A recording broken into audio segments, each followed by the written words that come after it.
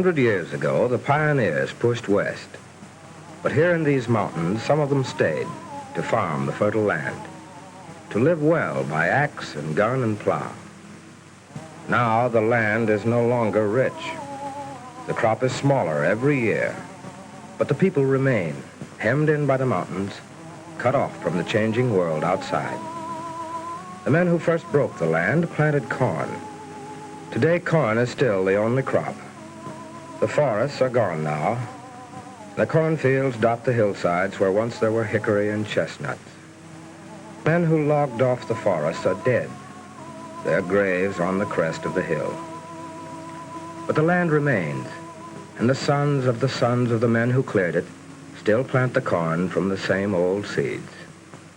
The round of the years finds them lost in old ways, their lives set in old patterns, in worn-out grooves. New ideas are not easy to come by when learning passes from mouth to mouth, from father to son.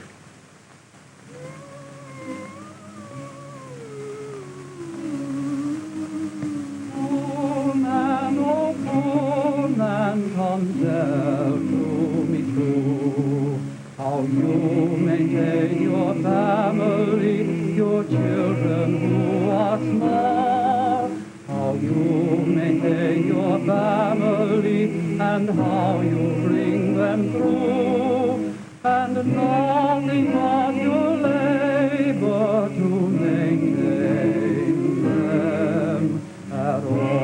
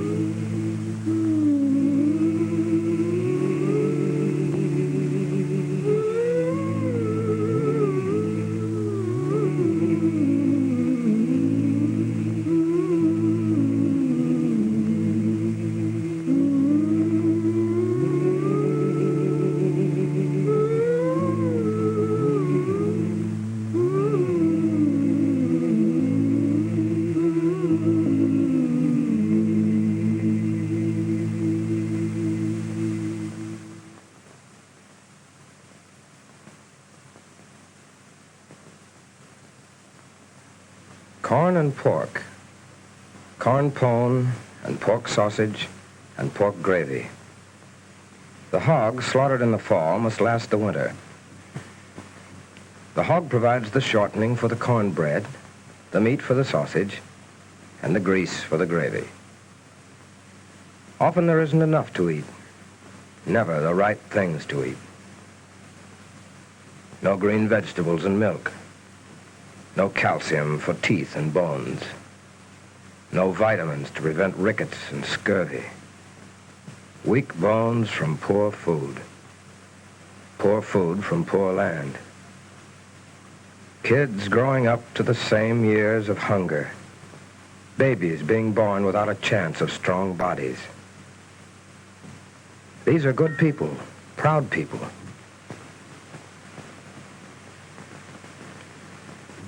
Sons and daughters of pioneers. Cousins of the people who built America.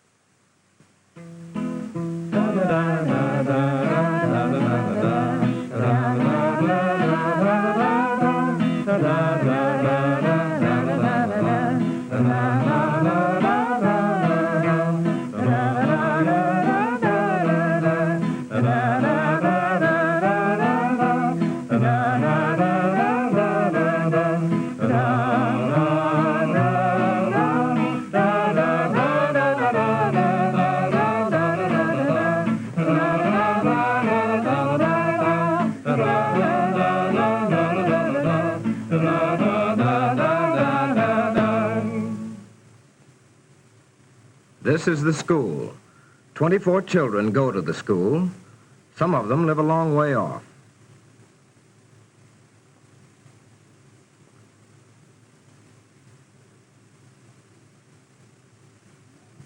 In the spring, there is mud. In the winter, there is snow.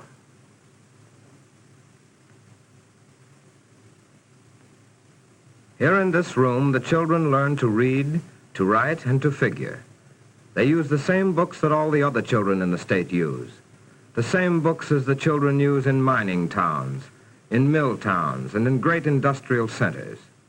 Some of them are good books, but they talk about another kind of world. The books do not tell of how to rotate crops and what makes balanced farming. They do not name the way lessons can be applied to the mountain people. The children learn to call the words and what makes 17. This is not enough. The mountain people live close to the earth and the sky. They know the call of every wild bird and where the best herbs grow. They know the name of every tree and where the hornets have their nests. They do not know what to do about their own lack of food and clothing and shelter.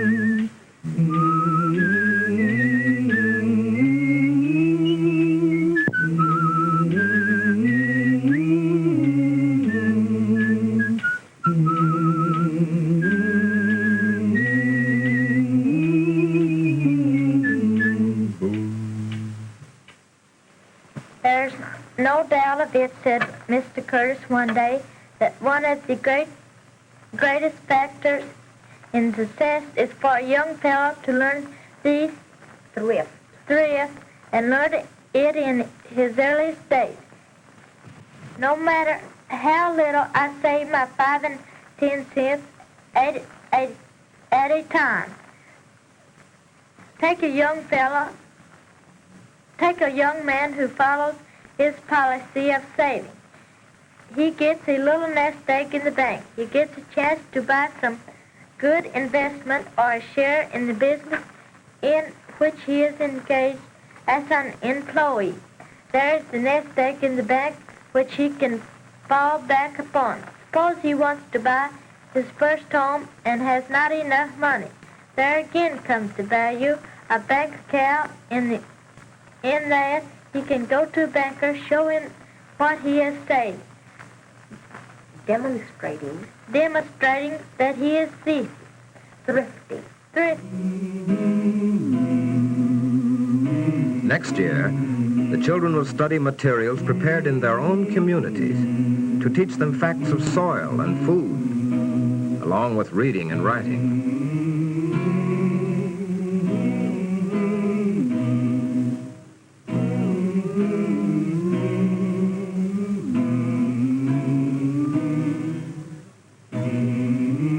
Somehow, some way, the old folks managed to get along.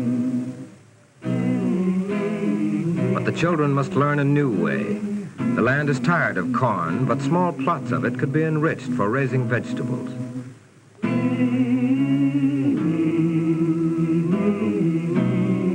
The children must learn to raise goats for milk.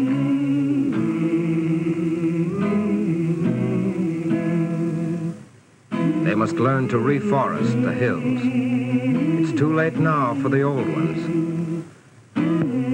The children must learn.